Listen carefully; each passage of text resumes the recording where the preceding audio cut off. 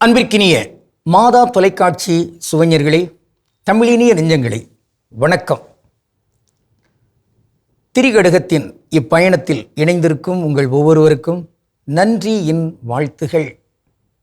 நாம் செய்ய விரும்பக்கூடிய பலவற்றையும் செய்தாக வேண்டும், செய்யக்கூடாதவற்றை தவிர்த்தாக வேண்டும் என்றெல்லாம் வரிந்து கட்டிக்கொண்டு இங்கு செயல்களை நமக்கு தந்திருக்கின்றது திரிகடுகம்.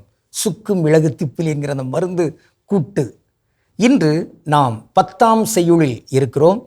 அதன் 2ஆம் கருத்தினை இன்று பார்க்கவிருக்கிறோம். கணக்காயர் இல்லாத ஊரும் பிணக்கு அறுக்கும் மூத்தோரை இல்லா அவைக்களனும் பாத்துண்ணும் தன்மை இலாளர் அயலிருப்பும் இம்மூன்றும் நன்மை பயத்தல் இல. இவை நன்மை தரா.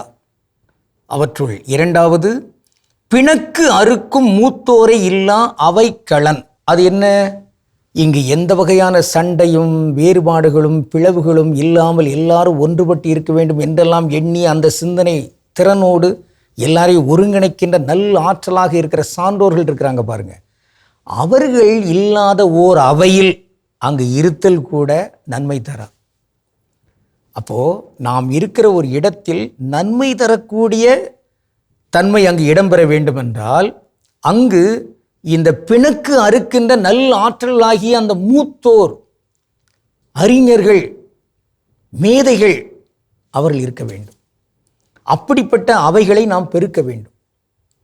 இங்கு கயமைத்தன்மையோடு இருக்கின்ற கயவாளிகளாக இருக்கின்ற பெரும் பணக்காரர்களாக இருக்கின்ற இயற்கை சுரண்டுவதற்கென்றே இருக்கின்ற அவர்களெல்லாம் ஆட்சியை பிடிப்பதற்கு இங்கு கோடிக்கணக்கில் பணத்தை செலவழித்து அதன் மூலமாக வருகிற அந்த அவை இருக்கிறதே, அது கேடுற்ற அவை. அந்த கேடுகளெல்லாம் நீக்கப்பட வேண்டும். மாறாக எந்த அவை என்றாலும் சரி, அங்கு அறிஞர்கள் இருக்க வேண்டும்.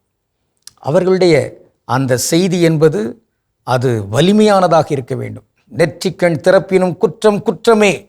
அந்த சான்றோர் நக்கீரன் அந்த அவையில் இருந்ததனால் அந்த பாண்டிய மன்னன் திணறுகிறார். ஆமா, குற்றம்தான். அங்கு எந்த வகையான அச்சம் இங்கு தேவையில்லை.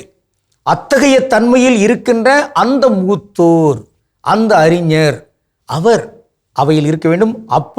அப்படிப்பட்ட ஒருவர் இல்லாத அவையில் அங்கு இருக்க வேண்டிய தேவையில்லை. அப்படி இருத்தல் என்பது அது நன்மை தரா. எனவே அவைகளில் இத்தகைய மூத்தோர்கள் இருக்க வேண்டும். வீடுகள் என்பன அவைகள்தான்.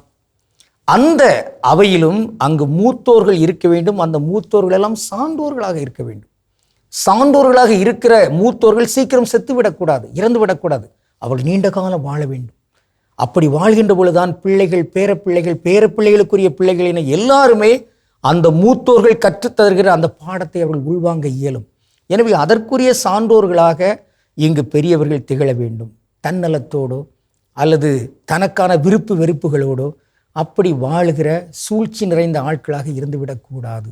வீடுகளில் இருக்கிற பெற்றோர், பெரியவர், மாதா தொலைக்காட்சி பார்க்கிற பெரியவங்க பலரும் இங்கே இருக்கிறீங்க. நீங்கள் உங்களை குறித்து உங்கள் பேரப்பிள்ளைகளும் பேரப்பிள்ளைகளின் பிள்ளைகளும் எங்கள் தாத்தா, எங்கள் பூட்டன் எங்களை விட்டு போய்விட்டார், அந்த இடத்தை யார் நிரப்ப முடியும்? ஏனென்றால் அவர் இந்த அவை என்கிற இந்த வீட்டில் இருந்து கொண்டு எங்களை வழி நடத்தினார் என்கிற அந்த ஒரு இழப்பை அவர்கள் உணர வேண்டும்.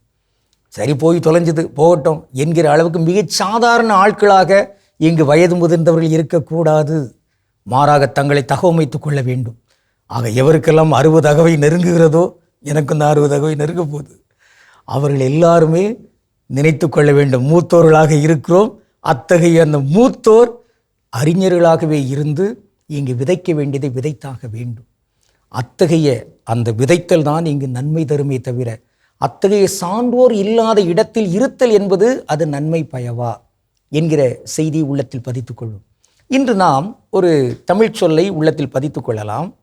பக்குவம் என்பது தமிழ் சொல் அல்ல. அது பெரும்பாலும் தமிழ் சொல் அல்லாத சமஸ்கிருத சொல்லை கடைசியில் இம் போட்டு அதை அப்படியே தமிழ் மாதிரி கொடுப்பாங்க. சம்மதா என்பதை சம்மதம் என்று சொல்லுவாங்க. அதே மாதிரி தான் பக்குவா என்பதை பக்குவம் அப்படின்னு கொடுக்குறாங்க. இதை கொடுத்து நம்ம மயங்கி போய் ஒரு தமிழ் தானோ என்று எண்ணுகிறோம். அப்படி அல்ல. பக்குவம் என்பது தமிழ் அல்ல, மாறாக முதிர்ச்சியான. ஆக இங்கு மாந்தர்களெல்லாம் முதிர்ச்சியானவர்களாக இருக்க வேண்டும். சமஸ்கிருதம் அது பக்குவம், அந்த அப்படி சொல்ல வேண்டாம், முதிர்ச்சி. இந்த முதிர்ச்சி தன்மை மிக்க ஆற்றல்கள், ஆளுமைகள் இவர்களெல்லாம் உயர வேண்டும், பெருக வேண்டும். நம் வீடுகளிலும் நம் திரு அவையிலும் நாம் வாழ்ந்து கொண்டிருக்கின்ற தமிழ் மண்ணிலும் இந்த உலகிலும் பாரெங்கிலும் இத்தகைய மூத்தோர்கள் எல்லாம் பெருகட்டும், உயரட்டும். அதற்கு உரிய ஆற்றல்களை வளர்த்தெடுப்பதற்குரிய சிந்தனைகளோடு இங்கு நாம் எல்லாரும் திகழ்வோம் என்று திரிகடுகம் நமக்கு அழைப்பு விடுக்கிறது. ஏற்போம். கடவுளுக்கு திருவிழமானால் மீண்டும் நாளை திரிகடுகத்தில் இணைந்து மகிழ்வோம். நன்றி, வணக்கம்.